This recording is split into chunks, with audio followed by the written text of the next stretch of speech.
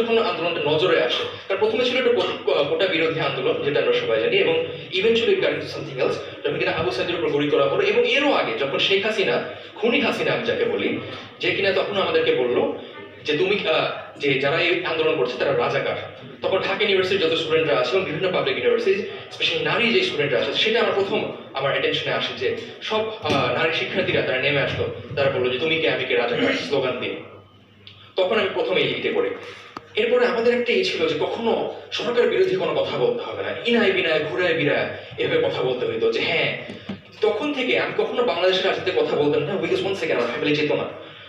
ভালো মানুষ এমন একটাই হয়েছিল, ভালো মানুষ রাজনীতি করে না এদেশে, খারাপ মানুষই শুধু রাজনীতি করে। আমি সবসময় দূরে থাকতাম। কিন্তু ওই দেখাটা পরে যখন আমাদের ভাই বোনদেরকে বলা হচ্ছে রাজাকার, এরপরে যেদিন আবু সাইদ মারা গেল, আমাদের উপর গুলি করা হলো, তখন আমি আসলে মানতে পারলাম না। এবং তখন আমাদের একটা অস্ত্র ছিল, কি ছিল? এই যে সেলফোন।